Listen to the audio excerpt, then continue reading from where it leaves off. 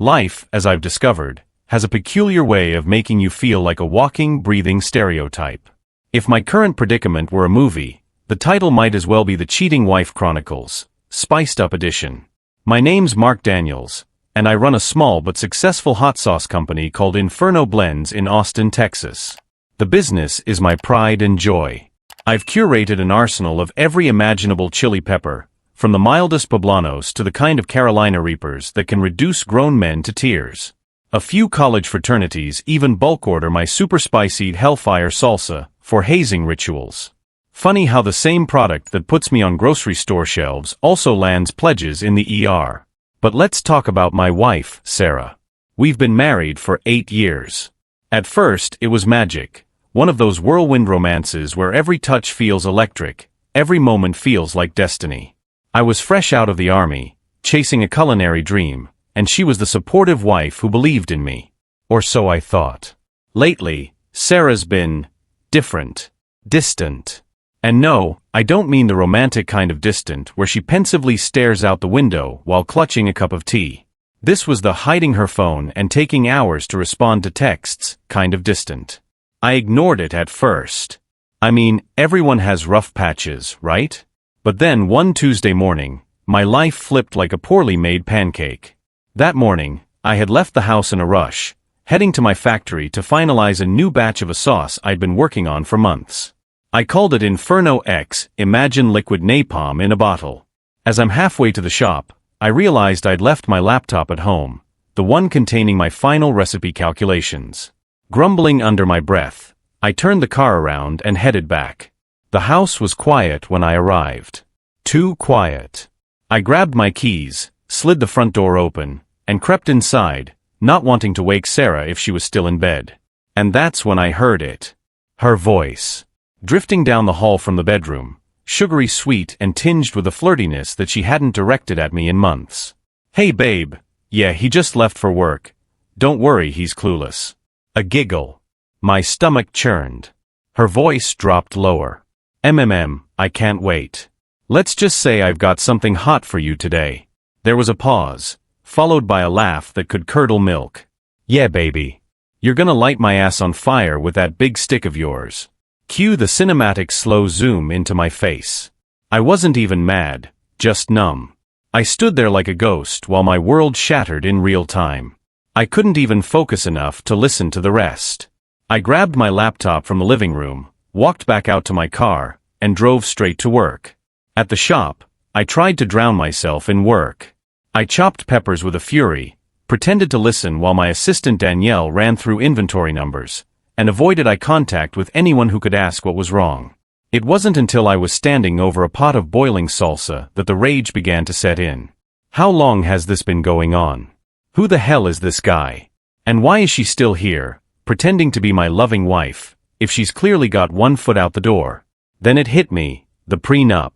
Sarah's father, an old-school loyal tycoon, had insisted I sign one before the wedding.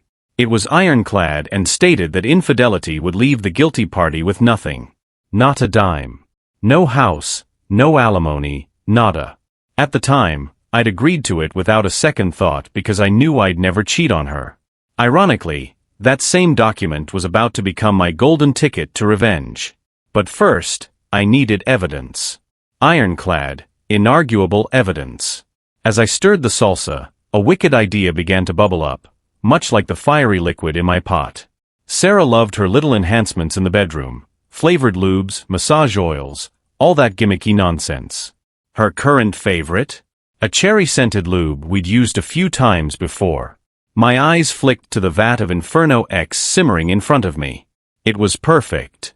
I'd concoct a batch so potent, it could bring the devil himself to tears. All I needed was a way to introduce it into her intimate stash without her noticing. Then when Loverboy came over for his next workout session, he'd get more than he bargained for. For the first time all day, I smiled. Not a happy smile, a sinister wolfish grin. Game on, I muttered. If revenge is a dish best served cold, then mine would be served with the fiery heat of 1,000 suns. The idea alone kept me grounded for the rest of the day. I wasn't just going to catch Sarah and her lover in the act. I was going to make sure their little escapade left a lasting impression. First things first, execution. I couldn't just waltz into this blindly. It had to be calculated, precise. Like a military operation. Old habits die hard, I guess. I swung by a hardware store after work and picked up a couple of items, a basic security camera, a mini tape recorder, and a few other essentials. By the time I got home, Sarah was in full step-forward wife mode, acting as if she hadn't spent the morning sexting her boy toy. "Hey babe," she greeted me, her blonde hair still damp from what I could only assume was her second shower of the day. "Dinner's almost ready." "Oh, smells great," I replied with a cheery smile that didn't reach my eyes. Inside, my gut twisted at the sight of her. All I could think about was her giggling on the phone, telling her lover to light her ass on fire. She poured me a glass of wine, and we sat down to eat with our 8-year-old son, Ethan.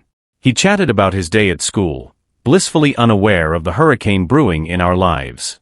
I made sure to keep my tone light and my demeanor calm. The last thing I needed was Sarah getting suspicious. After dinner, while Sarah tucked Ethan into bed, I slipped into our bedroom. My first target, her nightstand. There it was, the cherry-scented lube, sitting innocently among her other trinkets. I grabbed it and popped the cap. The smell hit me like a punch to the nose, sickly sweet and completely artificial. Fitting, I thought, dumping the tube's contents into the bathroom sink. Next, I retrieved a small bottle of my freshly brewed Inferno X. This batch was pure, uncut habanero concentrate with a Scoville rating north of 200,000. Even the tiniest dab would set your skin ablaze. I carefully funneled the fiery concoction into the now empty lube tube, squeezing and mixing until it blended seamlessly. The red tint of the sauce matched the original product perfectly. A quick sniff confirmed the faintest hint of cherry still lingered. Perfect camouflage. By the time I replaced the tube in her nightstand, I was practically giddy. But I wasn't done yet. I needed proof, video, audio, anything that would hold up in court. I set up the camera discreetly behind a stack of books on the bedroom shelf and placed the recorder under the bed, ensuring both devices had clear angles. Satisfied, I slipped out of the room just as Sarah came back downstairs. The next morning, I played my part perfectly. I kissed Sarah on the cheek, grabbed my laptop for real this time, and left for work as usual. Except I didn't go far. I parked around the corner, circled back on foot, and slipped into the backyard. From there, I crouched beneath our bedroom window, well out of sight. Sure enough, Sarah was on the phone within minutes. "Hey baby. Yeah, the coast is clear. Come on over." Her voice was dripping with excitement, like a teenager sneaking out to meet her crush. The sound of her giggle made my fists clench, but I forced myself to stay calm. 10 minutes later, I heard the unmistakable rumble of a sports car pulling into the driveway. I peered through the slats in the fence and caught a glimpse of him, a slick-looking guy in his mid-30s, driving a bright red BMW. "Of course it's a BMW, I muttered under my breath. Classic douchebag move. As soon as he was inside, I crept out to his car. The urge to slash his tires was overwhelming, but I restrained myself. No need to tip my hand just yet. Instead, I pulled out my pocket knife and etched a single word into the driver's door. Cheater. Subtle? No. Satisfying? Absolutely. Back at my perch under the window, I waited. Muffled voices and laughter filtered through the glass. Then, the bed started creaking. The mental image alone made me want to puke, but I held steady. My plan wasn't complete yet. It didn't take long for the fireworks to start. What the hell, oh my god. The guy's voice was a strangled mix of panic and agony. Oh my god, it burns. Sarah screamed, her tone climbing several octaves. You said it was cherry. It is cherry. Or, oh my god. I clamped a hand over my mouth to keep from laughing. Inside, chaos erupted. Thuds, crashes, and incoherent shouting filled the air. I imagined them stumbling around like headless chickens, trying to figure out why their romantic escapade had turned into a scene from a torture chamber. When the screaming reached its peak, I decided it was time to make my entrance. I grabbed my keys, walked back to the front door, and slammed it open. Honey, I forgot my laptop again. I bellowed, my voice dripping with fake innocence. The sight that greeted me in the bathroom was pure gold. Sarah was bent over the sink, splashing water on her flaming nether regions, while her lover, the BMW driving schmuck, was writhing on the floor, his hands clutching his. Well, let's just say he wouldn't be using his big stick anytime soon. What the hell is going on here? I roared, my face a mask of shock and fury. Sarah froze, her eyes wide with panic. Mark. I can explain, she stammered, her voice trembling. The guy tried to stand, but I stepped forward and delivered a punch square to his jaw. He crumpled like a cheap lawn chair, groaning in pain. Explain? Oh, I'd love to hear this, I snarled, glaring at Sarah. She opened her mouth, but no words came out. Instead, she started sobbing, clutching a towel to herself like it could somehow shield her from the tidal wave of consequences crashing down around her. I pulled out my phone and snapped a picture of the scene, her, the guy, and the disaster they'd made of my bathroom. Evidence, plain and simple. Pack your things, I said coldly, turning on my heel. You're done. There's a moment, right after the adrenaline wears off, where you start questioning everything. Driving to my lawyer's office after leaving the house felt surreal. I replayed the scene in my head on loop, the screams, the pathetic excuses, the sheer absurdity of it all. If my life were a sitcom, the laugh track would have been deafening. Paul Grayson, my lawyer, didn't find it as funny. He's a no-nonsense kind of guy, the type you want on your side in a fight. When I explained what had happened and handed over the evidence, audio, video, and the picture of Sarah and Loverboy in all their humiliated glory, he let out a low whistle. Well, Mark, you've got everything you need for a slam-dunk divorce case. She's going to walk away with nothing. The prenup will hold. He smirked. Though I can't say I've ever handled a case involving weaponized lube before. First time for everything, I said, deadpan. Back at the house, Sarah was gone when I returned. Probably off licking her wounds, figuratively and literally. Ethan was still at school, so I used the time to start packing her things. I wasn't the sentimental type, but boxing up 8 years of marriage hit harder than I expected. The wedding photo on the mantle? Into the box. The cute little his and hers mugs? Box. The anniversary scrapbook she'd made? Straight into the trash.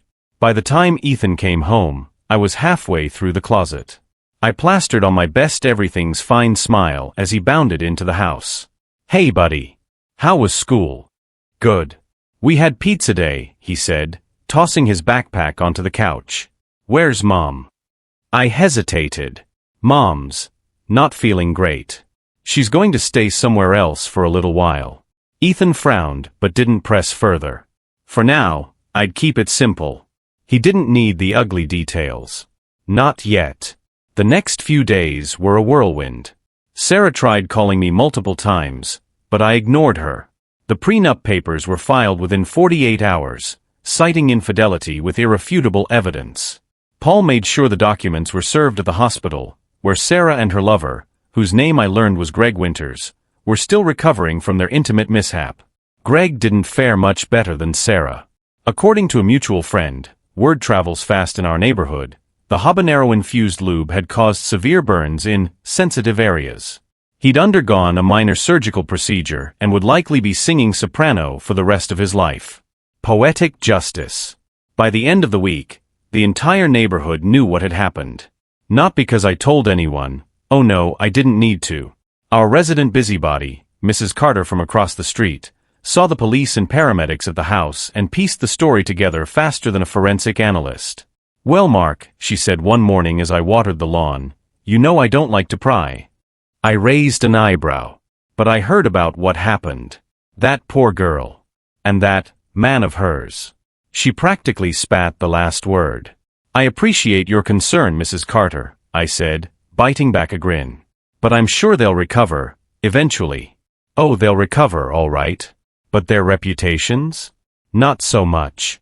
She chuckled and waddled back to her porch. Greg's BMW disappeared from the driveway for good, and Sarah moved in with her sister across town. She called once, just once, to beg for forgiveness. It was late, and Ethan was asleep when my phone rang. I debated ignoring it, but curiosity got the better of me. Mark. Sarah's voice was hoarse, probably from days of crying or yelling. Please just hear me out. I leaned back in my chair. You've got 2 minutes. I'm sorry, okay? I was stupid, and I made a mistake. It didn't mean anything. He didn't mean anything. Her voice cracked.